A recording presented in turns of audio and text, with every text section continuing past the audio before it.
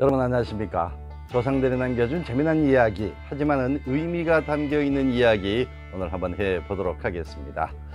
옛날에는요, 신임 사또가 임명이 되지 않습니까? 그러면은 부임지의 육방관속이 그 임명된 사또의 본가까지 가서 그분을 임지로까지 데려왔다고 합니다. 그러니까 다시 말해서 달성 판관으로 임명이 됐는데 서울에 계시는 분이라면 서울까지 가서 모시고 왔다라는 그런 얘기가 됩니다.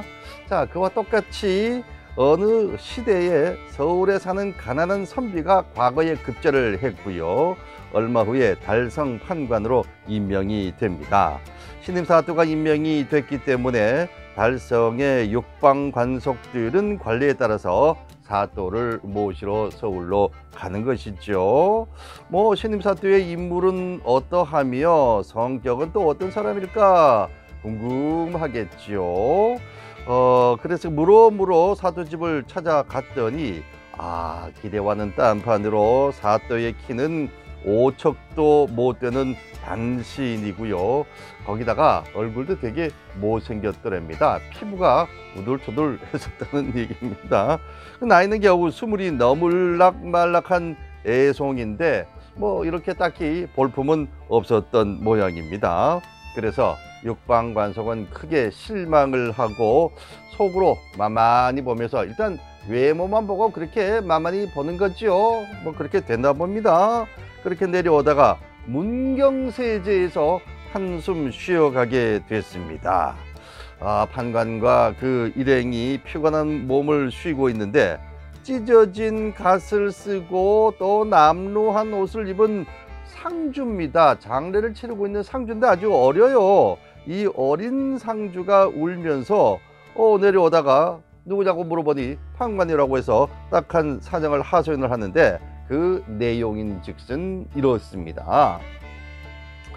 가난한 살림에 홀어머니를 모시고 살았어요. 그런데 갑자기 어머니가 돌아가셔서 이 장례 비용이 없는 바람에 그 장례 비용을 마련하기 위해서 상주의 몸인데도 불구하고 닭 5마리를 팔러 시장에 나왔다는 겁니다.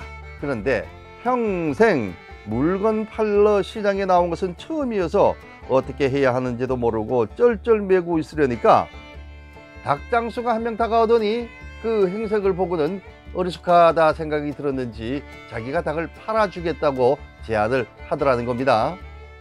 그러더니 상주의 닭 5마리를 자기 닭장 속에 집어 넣어버렸다는 겁니다.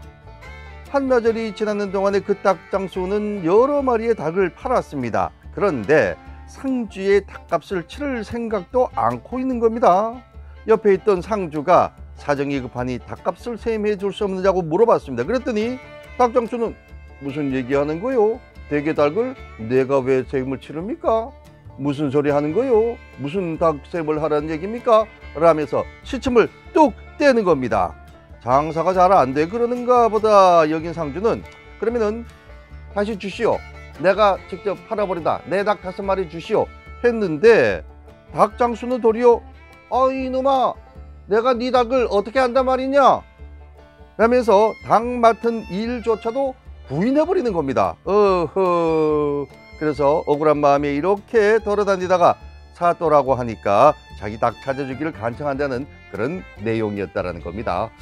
얘기를 들어보니 참 옛날부터 이런 나쁜 놈들은 어딜 가나 있었던 모양입니다. 자, 어쨌든 자초지종을 들은 판관은 곧 사령을 보내서 닭 장사를 잡아오게 했습니다.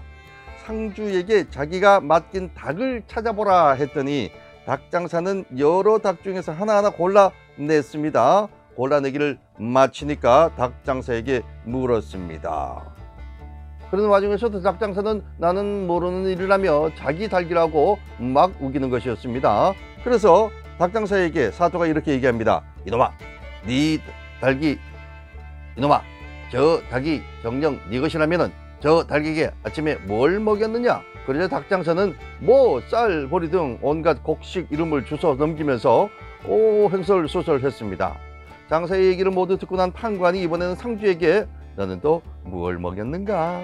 라고 부드러운 소리로 물었습니다. 그랬더니 이 어린 상주가 집안 형편이 어려워서 쌀 같은 건 없고 수소밖에 없기 때문에 팔러 나오면서 그걸 한 줌 먹였습니다.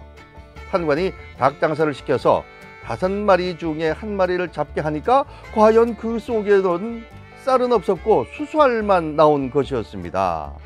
시장 물정에 어두운 상주로부터 닭 5마리를 가로채려던 닭장사는 이 판관 앞에 꼼짝을 못하고 엎드렸습니다. 이놈을 매달아 고되게 쳐라. 판관의 불혜령이 떨어졌고요. 육방 관속들은 닭장사를 묵끄려 들었습니다. 곤장을 맞아서 병신이 되거나 목숨을 잃을 판이 됐지요. 그래서 이 닭장사는 이렇게 얘기를 합니다. 사또 어른, 목숨만 살려주십시오. 몇 배든지 벌금으로 갚으라면 갚겠습니다. 그러자 판관은 못 이기는 척 상주 닭값의 10배를 물도록 하고 닭장사를 풀어주었습니다. 그뿐 아니라 문경세제에서 쉬다가 겪은 일이거든요. 그래서 관할인 문경 번권 사또에게 500냥을 빌어서 상주에게 장례 비용에 보태 쓰라면서 줘버렸습니다. 침착하게 사건의 전말을 가려내는 판관의 그 기질을 본 육방 관속들은 혀를 내둘렀고요. 내심 경멸이 여겼던 것을 깊이 뉘우쳤습니다. 육방 관속들이 겉만 보고 그렇게 아주 냉대했던 것을 완전히 뒤집어버리는 아주 멋진 판결 아니겠습니까? 그런데 이 얘기는 여기에서 그치지 않습니다. 과연 문경 본관에서 빌렸던 500냥을 어떻게 해야 할 것이냐, 이거 좀 궁금하지 않으십니까? 달성 판관이 부임한 후에 여러 달이 지나도 문경 사또에게 빌린 500냥을 갚지 않으니까 이 문경 사또가 사람을 보내서 그때 빌린 돈을 갚으라고 독촉을 했던 겁니다.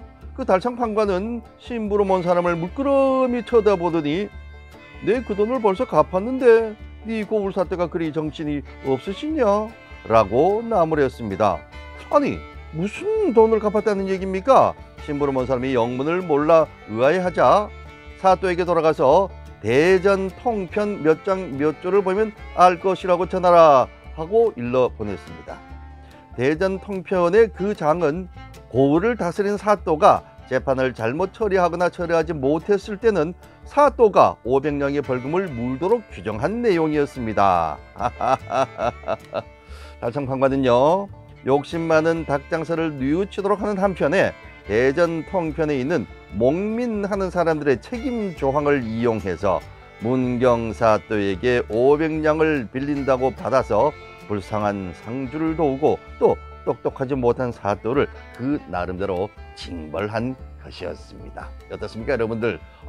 이 진얘기마저도 통쾌하지 않으십니까? 우리 선조가 남겨주신 이 얘기들 중에 이렇게 또 예전에 아주 똑똑한 그런 관료들도 있었다라는 내용들이니까 기분이 좋아지는군요.